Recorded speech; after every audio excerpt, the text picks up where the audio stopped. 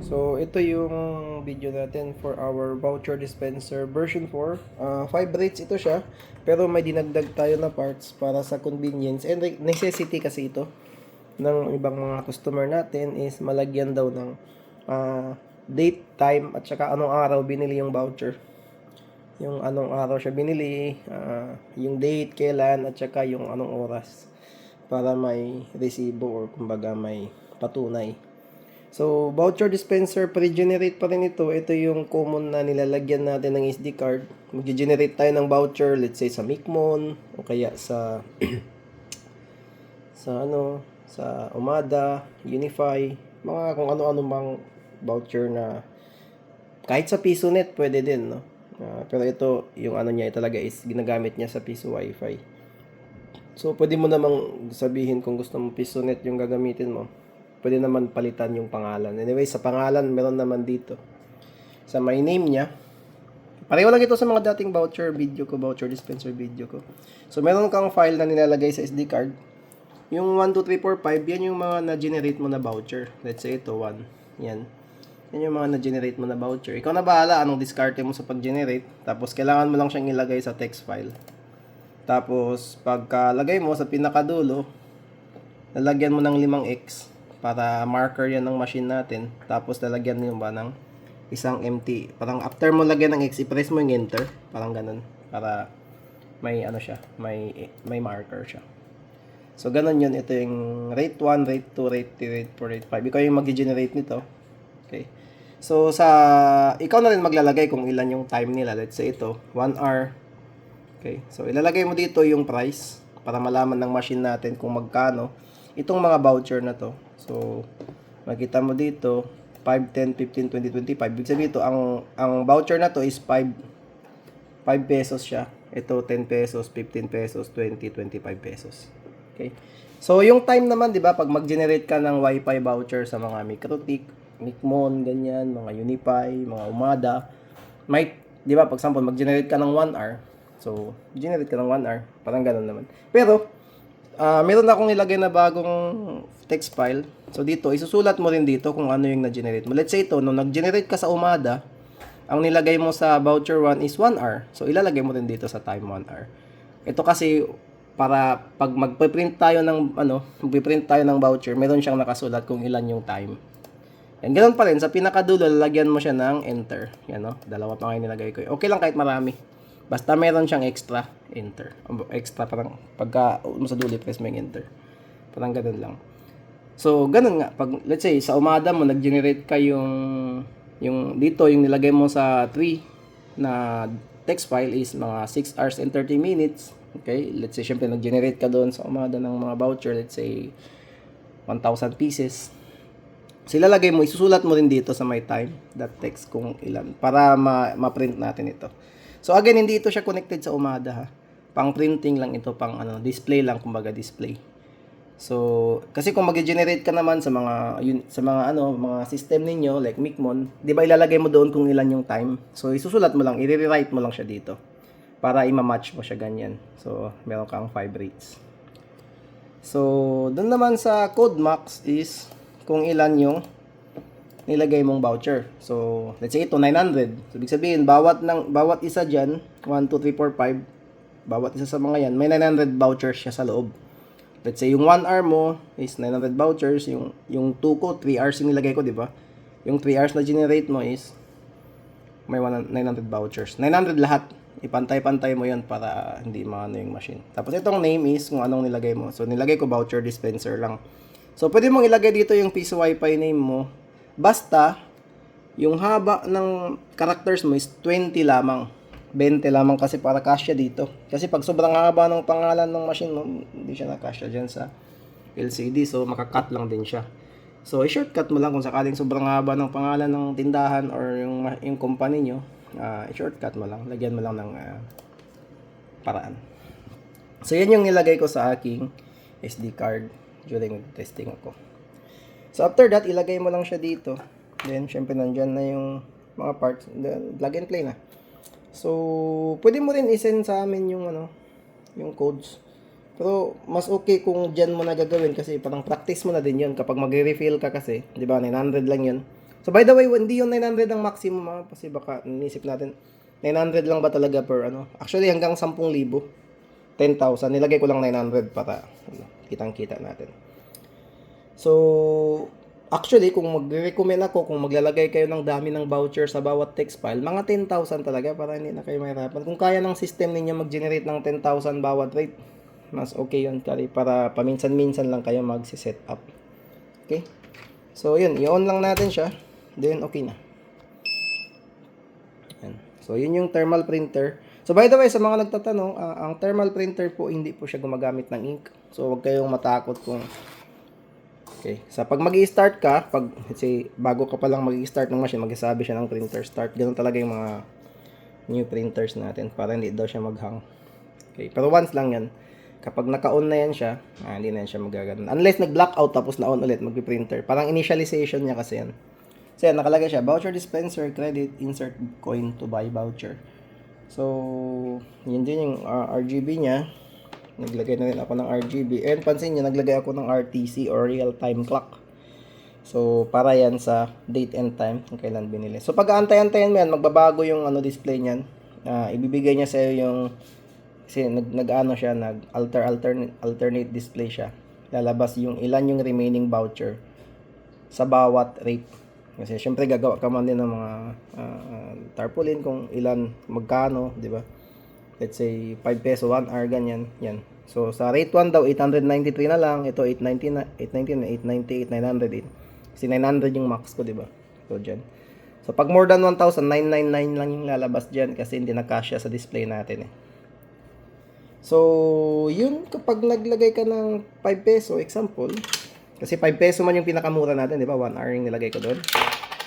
So, magbiblink siya kapag umabot na ng 5. Lalabas siya doon. 5 PHP, 1 hour voucher. Sasabihin niya sa'yo, kaya mayroong doon sa may text file na kung ilan yung time para ma-display natin dito. 1 hour voucher na yun siya, tapos i-button mo to proceed. So, ito lang naman yung button na nakalabas sa box. Isa lang naman. Kasi ito, itatago mo itong sales button at saka reset button. Okay, ang reset button kapag magre-refill ka, di ba, maglalagay ka ng mga bagong vouchers sa SD card, may separate video ako nun. I-reset mo siya. Off mo yung machine, tapos i-hold mo to, tapos i-on mo yung machine, lalabas dito reset code. Ibig sabihin, naglagay ka ng mga bagong voucher or nag-refill ka. So, yun. Yung sales naman, yun, sales. Pag i-press mo, lalabas kung magkano yung in-income ng machine mo. So, yan. So, since may 5 peso ako, naglagay ko ng 5 peso, so mag-blink na siya. Kasi ibig sabihin, pwede mo nang i-press yung button kasi, kumbaga, umabot na yung pera mo sa pinaka-mura na. So, pag ginawa ko yan siyang 10 pesos, diba ang 10 pesos ko nilagay ko doon 3 hours. So, hulog ako dito ng 5. So, ang bago naman siya, 10 pesos, 3 hours voucher na siya ang lalabas. So, pag press mo, iikot siya ulit, di ba? Kasi tapos na. Ibig sabihin na, nagamit mo na yung voucher mo. I-print siya. Then, yung ipiprint niya na voucher, ilalabas niya rin dito. So, after 60 seconds, mawawala din yung display na yan. Or kapag press mo yung button, mawawala din yung display. So, ito yung printout natin. Voucher dispenser, Wi-Fi rate number 2. Kasi diba yung sa number 2 niya ginawa. Time is 3 hours. Time ng voucher. Purchase day, Friday, which is today. Purchase date, August 2, 2024. Purchase time, 8:46. Check mo. Sumasabay yan. Sakto talaga no yung seconds. So, ito yung voucher niya. BXYARLN0O. O0 pala. So, ito yung magkakamukhang O at saka 0, strategy mo na yun kung ano yung gagawin mo. Kasi sa pag-generate ng voucher, di ba, mayroong mga paraan doon. Like, yung ginagawa ko kapag nag-generate ako ng voucher, yung 1, hindi ko pinapaprint at saka yung letter L. After 1 minute, automatic siya mabalik. Pwede mo ring i-press ito para matanggal yung display na yun. So again, babalik tayo doon. Pag nag-generate ka ng voucher, yung number 0 at saka O, hindi ko yung ginagamit. Tapos yung 1 at saka L, hindi ko yung ginagamit. Kasi medyo magkamuka. Although, ma-identify mo naman, like ito. Letter L ito, di ba? Small letter L yan siya. Kasi kung 1, meron pa yung ano sa baba. Pero parang magkakamuka kasi. So, yun yung strategy para hindi maging magulo yung voucher mo. Meron ka mga letter at saka number na hindi gagamitin. Like yung number 1 at saka L, magkamuka. 0 at saka O, magkamuka. So, pwede mong tanggalin yun. So yun, ano pa bang gagawin natin? So yun, lalabas siya. Para at least alam mo kung kailan bumili. And yun na. Kahit i-off mo yan, yung timer, ito kasi yung timer natin, RTC. Pareho yan sa mga timer ng CMOS, but CMOS na ano, yung RTC din sa loob ng desktop. Meron kang makita RTC dyan, di ko alam kung saan party. Pero pag tingnan mong motherboard, meron ganito yan. So ganito din yung style nito. Parang nilagay natin siya ng RTC. Yan. So ano pang di ko na-mention. Last. So merong times, let's say off muna natin Merong times na kasi pareho din sa desktop, ganito, siguro mga 1 taon or mga 2 taon, nasisira yung CMOS battery mo. Okay? Hindi naman siya parati, siguro yun nga, mga 1 taon, 2 taon, masisira yung CMOS battery mo, ano yung gagawin mo? Or kung nabasa, yun, anong gagawin mo pag nasira yung CMOS battery mo? Ang technique, syempre, tatanggalin mo yan, i-press mo yun, mahulog yung CMOS battery, bibili ka ng bago, 2032 yung pangalan, 2032, lithium, 3 volts, tapos tanggalin mo, ilalagay mo yung bago, insert mo.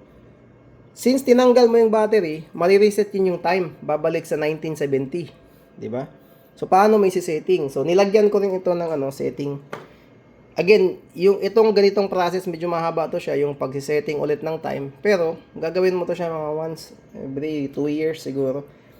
Or kung tumagal pa, like ito sa akin, 5 years na, hindi ko pa pinilitan yung CMOS. So, may mga ganun. Siyempre, kailangan natin i-take into account na mayroong times masisira yung CMOS battery. So, paano ma-set yung time? Okay, kapag sakaling nagpalit ka ng CMOS battery. So, i-on mo lang siya. Oops. Tapos, i-press mo ito sabay. Itong dalawang button, S at saka R. Kapag nag-triple beep siyang ganun, setting date and time. So, pwede mong i-set dito. So, say, ano ba yung day natin ngayon? Friday, no? So, i-set ko siya. It's Thursday, Friday. Kapag Saturday, pag gusto mong ibalik, mayroon pang isang button. Dalawa yan sila. Pag mag-enter ka, yung button na nasa labas ng box. Press mo enter, Friday. Yan. Save na siya. 2024, yes. Saving year. Anong month ngayon? August. June, July, August. Yan.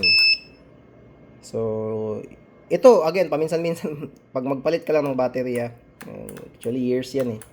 Day of month, August 2 ngayon, di ba? August 2. Yan. And then, anong oras? That is 8 AM na ba? 8 AM. So, pwede mo rin iangat, pataas, pwede mo rin ibaba. So, 8 AM, sakto. And then, 50 minutes. 8:50 siya. So, ang minute dapat nasa 50. Yung seconds, kahit hindi mo na isakto yung seconds. Sa akin, nilalagay ko seconds, 30 lang ganyan. Set seconds, 30 seconds. Kasi hindi ko na masyadong. Seconds naman yun eh. So, automatic na yan. After mo ma-setting, wala na. Kahit i-off mo yan, sasabay na siya dun sa bagong setting. So, yan. Pag bagong on, mag-printer start siya. Sabihin, nag-activate na yung ating printer. So, ulit try natin isa pa bago tayo mag-close ng video. Ulit tayo ng 5 pesos. Yan. 1 hour voucher. Press mo nito. Bibigyan kanya ng voucher nung nasa 1 hour or yung sa 1.txt na na file. So, yan. Yan. So, meron tayong purchase day, Friday. Time 1 hour. Ito yung voucher mo. So, yung sa voucher, pwede mong lagyan ng space, Kasi merong mga voucher may space. So, meron namang voucher na wala. So, ikaw na bahala kung ano yung gusto mong vouchers. Pero sa akin, merong mga voucher na may space. So, purchase day Friday, August 2, 2024, 8:51:01 voucher ito. Kasi yung para ipakita natin, no, yung sa may mga voucher ako nung nag-generate na may space siya. Kaya yan, may space. May mga space yung iba. Yung iba wala, yung iba meron. Yan. So, kasi yung space makita mo talaga. Yung tinatanggal ko yung mga 1 at saka L, yan ang usually ginagawa ko para hindi magulo yung voucher. So I guess that's all. Thank you for watching. Ito yung version 4 ng voucher dispenser natin sa mga nagustuhan natin. So ito yung sample video niya. So gagawa ko ng isa pang video na mas maikli. Ito kasi yung parang clear na video, no? Ito yung parang general video niya. So gagawa ko ng sample video mamaya para sa mga mainipit.